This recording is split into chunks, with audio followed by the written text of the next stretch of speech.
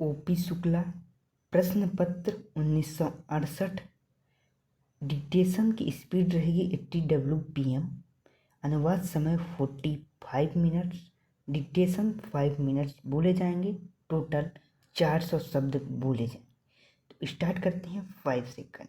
5 4 3 2 1। अध्यक्ष महोदय, अभी अभी जो प्रस्ताव हम लोगों के सामने इस सदन में रखा गया वह सचमुच में एक विचारणीय विषय है। आज हमारे देश की हालात किसी से छिपी नहीं। हर आदमी जानता है कि देश के कई भागों में वर्षा नहीं हुई। इसके कारण देश के कई हिस्सों, जिनमें कि बिहार प्रमुख है, अकाल जैसी स्थिति पैदा हो गई है।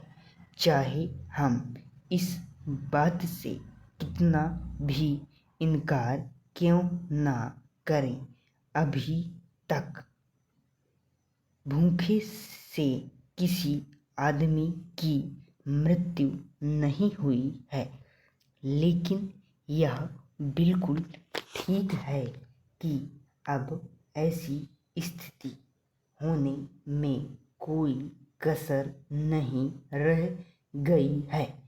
आप यह समझ लीजिए कि किसी दिन भी आपको ऐसा अवसर मिल सकता है कि अमुक स्थान में भूख से इतने आदमियों की मृत्यु हो गई और इतने पशु समाप्त हो गए।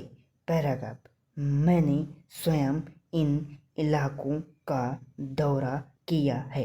करीब करीब हर गांव और कस्बे को देखा है।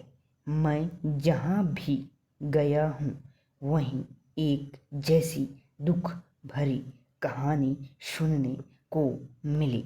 हर ग्रामवासी के मुंह पर एक ही शिकायत है कि इस साल हमारा क्या होगा। उनके पास अनाज का भंडार समाप्त हो गया है।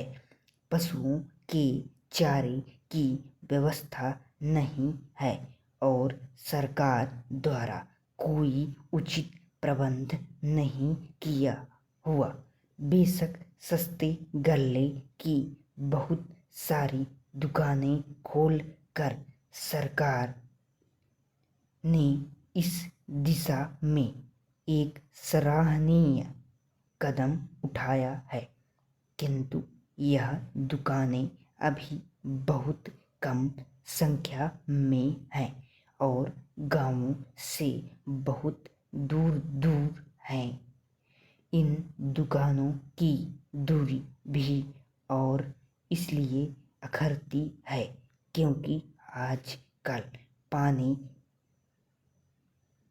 ना होने से ग्रामवासी किसी और मेहनत मजदूरी की तलाश में लगे रहते हैं। ऐसे समय में यदि अनाज प्राप्त करने के लिए अपने गांव से मीलों दूर जाना पड़े और उनके आने जाने में ही पूरा दिन समाप्त हो जाए तो फिर आप ही बताइए कि बेचारे क्या करें। इसलिए जहां हम एक और यह ध्यान दे रहे हैं कि सस्ते अनाज की दुकानें खोली जावे, वहाँ दूसरी ओर यह भी आवश्यक है कि इन दुकानों की दूरी 1-2 मील से अधिक ना हो। भले ही इसके लिए हमें कुछ अधिक दुकानें खोलनी पड़े, यह एक बहुत ही आवश्यक बात है। हमें ध्यान रखना चाहिए। ऐसा करने से हो सकता है कि कुछ अधिक खर्च भी हो, लेकिन ऐसा ना करने से काम ना चलेगा। समाप्त।